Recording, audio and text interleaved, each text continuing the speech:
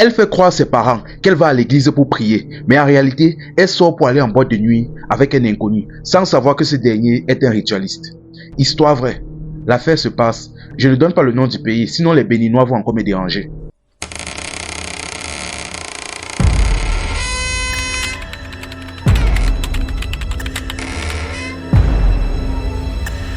Juste avant de commencer la famille, juste pour vous dire, si je ne publie plus aussi régulièrement depuis une ou 2 semaines, c'est parce que je préparais ma soutenance et, par la grâce de Dieu, j'ai validé ma soutenance avec une mention excellente. Déjà, voici la jeune fille en question. Ici, on va l'appeler Kwadjo. Ce qui se passe, c'est que Kwadjo est née dans une famille chrétienne, très croyante. Un jour donc, en se baladant, elle a fait la rencontre d'un monsieur, en fait un homme blanc. Là, l'homme en question a soi-disant été frappé par sa beauté. Il a accosté, ils ont commencé à discuter et ils se sont donné rendez-vous. Ils ont donné donc rendez-vous dans un restaurant. Une fois dans le restaurant donc, après avoir mangé, discuté un peu, il a donné rendez-vous, il a proposé à la fille s'ils pouvaient se voir dans une boîte de nuit dans la soirée. La fille a dit que pourquoi pas, qu'elle est d'accord. Et avant de se laisser, il a sorti 50 000 et il a remis à la jeune fille comme transport. La fille était étonnée que mais, depuis quand un premier rendez-vous avec une jeune fille, on sort une grosse somme de 50 000 en plus pour le taxi. Elle a accepté, elle a remercié, elle s'est dit que non, peut-être c'est quelqu'un qui a juste beaucoup d'argent. Et par derrière, elle est partie expliquer l'affaire à ses copines. Ses copines, au lieu donc de la conseiller, se sont mis à dire non, tu es tombé sur le jackpot. Non seulement c'est un blanc, mais en plus il est friqué. Non, tu es tombé sur le jackpot. La poule aux œufs d'or. Maman, ne refuse pas, ne lâche pas ta chance. Écoutant donc les conseils de sa copine donc, elle a accepté le rendez-vous du blanc. Le soir donc, avant de sortir, vu qu'elle était dans une famille chrétienne, les histoires de boîte de nuit, tout ça, ce n'était pas acceptable. Elle a donc fait croire à ses parents qu'elle partait à l'église pour prier. Ses parents donc naïfs ont validé et l'ont laissé partir. Sauf que quand elle est sortie donc, elle a retrouvé le monsieur en question. Ils sont partis dans un premier temps dans une boîte de nuit. Ils se sont amusés, tout s'est bien passé, il n'y avait aucun problème. Ils ont bien bu.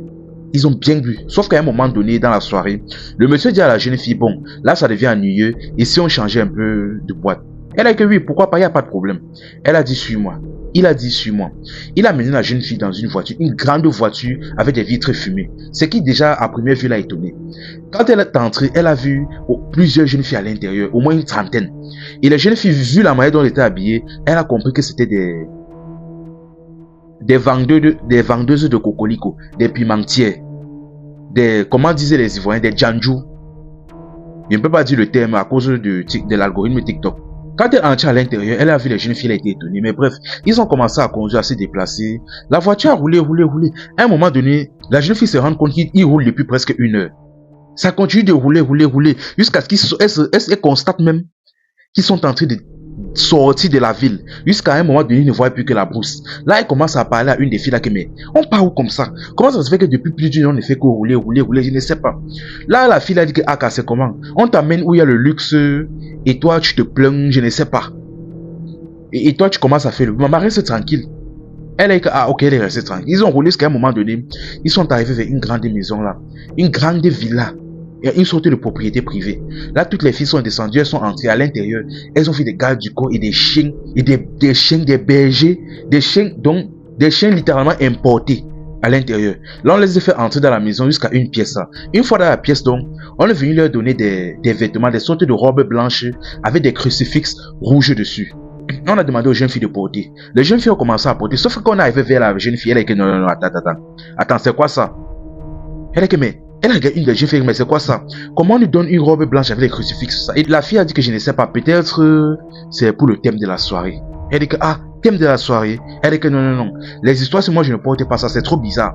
À un moment maintenant, la jeune fille a eu envie d'aller aux toilettes pour se soulager. Elle est donc partie aux toilettes, mais une fois aux toilettes, donc, elle a entendu la voix du blanc avec qui elle est sortie. Là, il a dit au téléphone, là, je viens d'amener une trentaine de filles. Dès que minuit sonne, on s'en va tous les sacrifier. Donc ne t'inquiète pas, tout a été bien prévu, bien planifié, ça ne chauffe même pas. Le sacrifice va très bien se passer. Dès que Kwadjo a entendu ça, elle est sortie discrètement des toilettes. Elle est partie, dans un premier temps d'abord, récupérer la fille avec qui elle cause dans le véhicule depuis un moment. Elle a expliqué la situation. Ma copine, là actuellement, je viens d'écouter une conversation là-bas aux toilettes. Le type qui nous a amenés ici, dans la conversation, je l'ai écouté, il causait au téléphone avec quelqu'un, il disait qu'à minuit, il va tous nous sacrifier, donc pardon. La jeune fille est un peu doutée, mais après elle a commencé aussi à analyser la situation. Déjà de 1, le véhicule qui les a transportés, les a amenés hors de la ville. De 2, ils sont dans une propriété privée au beau milieu de nulle part dans la brousse. Et de 3, il y a des gardes du corps et des chiens dans toute la maison. Et pour terminer, on les a fait porter des robes blanches avec des crucifixes rouges dessus. Là, la jeune fille a dit que non. C'est comme si la fille a raison, il faut qu'on trace. Une autre fille à côté a compris la conversation, elle a commencé à flipper. Là, toutes les autres filles se sont mélangées avec elle. Et là, elles ont donc regardé par la fenêtre, elles se sont rendues compte que, bizarrement, tous les gardes du corps et les chiens regardaient ailleurs. Et le portail était grand ouvert. Bizarrement. Là, Kwadwo a entendu une voix dans sa tête qui lui disait fuis. Kwadwo est sortie, elle a commencé à fuir. Toutes les filles sont sorties derrière elle aussi. Elles ont aussi commencé à la suivre. Elles ont commencé à fuir. À un moment donné, donc, elles étaient nombreuses à s'enfuir. Et tous ceux dans la maison, les propriétaires, les gars du corps ont compris des bruits de pas lourds. Là, ils sont tournés, ils ont vu les jeunes filles en train de s'enfuir. Ils n'ont pas perdu de temps, ils ont commencé à courser les jeunes filles avec leurs chiens. Ils ont couru, et à un moment donné, vu qu'ils étaient dans la bourse, à un moment donné, elles ont commencé à se disperser à gauche, à droite. Quant à Kwadwo, elle suivait la même direction que 2 autres filles. Sauf qu'à un moment donné, une des filles est tombée. Elle a dit que je suis fatiguée, aidez-moi. Je suis fatiguée. En tombant, elle a frappé son pied, elle avait un peu mal. On dit que aidez-moi. Kwadwo s'est coupé que pardon, lève-toi, tu fuis, parce que où tu restes là. Si tu attrapes, tu sais ce qui va t'arriver. Et les gars du corps qui les poursuivaient avec les chiens et les machettes.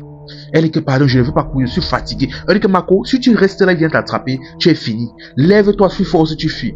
Elle a dit que non, je ne peux pas, je suis fatigué, je veux arrêter. On dit que ah ok. Dès qu'elle a dit ça, une d'abord des premières filles qui les suivait, elle dit que pardon. Elle a tracé sa route, elle a commencé à fuir. Kwadwo restait comme ça, elle avait pitié d'elle. Elle avait pitié d'elle que je veux. Mais une voix dans sa tête encore lui a dit, la même voix qui lui a demandé de fuir, il disait dans sa tête, si tu restes là-bas où tu es là, sache que tu vas mourir, donc commence à fuir, laisse là-bas, tu fuis. Dès qu'elle a compris ça, elle a pris la décision la plus difficile de sa vie. Elle a laissé la fille et elle a fui. En fuyant, donc, elle s'est cachée dans un buisson. Elle a vu les gars du corps là sont arrivés. Ils ont récupéré la jeune fille là et avec leur machette, ils ont commencé en petits morceaux et ils ont lancé dans un sac. Ils sont partis avec. À un moment donné, les chiens ont commencé à renifler son odeur.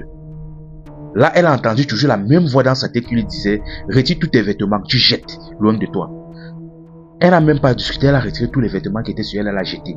Les chiens ont arrêté de sentir son odeur. Et à un moment donné, elle s'est levée, elle a commencé à fuir. En fuyant, elle est tombée dans une fosse, elle s'est évanouie. Comme elle s'est évanouie, elle s'est réveillée que le lendemain, dans la matinée. Elle s'est rendue compte qu'elle était nue. Là, elle a marché complètement nue, marché jusqu'à un moment donné, elle est arrivée près d'un bar, elle a vu des messieurs en train de boire. Elle les a expliqué la situation. Dit qu'elle est perdue, elle ne sait pas ce qui se passe. Que pardon, aidez-moi. Les messieurs donc ont sorti des vêtements, ils ont donné à la jeune fille. Et la jeune fille a donné le numéro de ses parents. On a appelé ses parents, expliqué la situation, que votre fille actuellement est ici, dans tel lieu, donc envoyez l'argent, qu'elle puisse prendre le bus pour rentrer. Ses parents étaient étonnés que mais elle est censée être à l'église, elle fait quoi là-bas?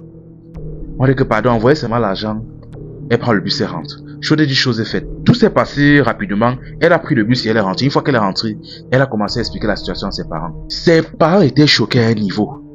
Mais et depuis le jour là, mais vous devez savoir que depuis le jour là, même sortie, mais elle a peur de sortir, elle est traumatisée. Elle a toujours la scène de la jeune fille au sol en train de se faire par les gars du corps avec une machette. Elle est traumatisée, elle a peur de sortir. À tout moment, elle a peur que les hommes là viennent les chercher. Bref, elle est traumatisée. Juste pour vous dire que pardon, les histoires de boîte de nuit, tout ça arrêtez, ça ne sert à rien. Ça ne sert à rien, ce n'est pas une vie là-bas. Si vous voulez vous amuser, il y a des lieux de rassemblement, des trucs comme ça, des kermesses, je ne sais pas. Mais les histoires de boîte de nuit, snack bar là, arrêtez. Et bien évidemment, arrêtez de traiter avec des inconnus. Arrêtez de sortir, parce que tout ce qui lui est arrivé en partie, c'est parce que elle est sortie en pleine nuit. Elle est sortie le premier jour avec un inconnu. Un monsieur qu'elle ne connaît même pas. Tout ça parce qu'il était friqué. Enfin bref, la famille. C'est Dieu qui nous garde, c'est Dieu qui nous protège. C'était Info et Amusement. Ici on s'informe et on s'amuse.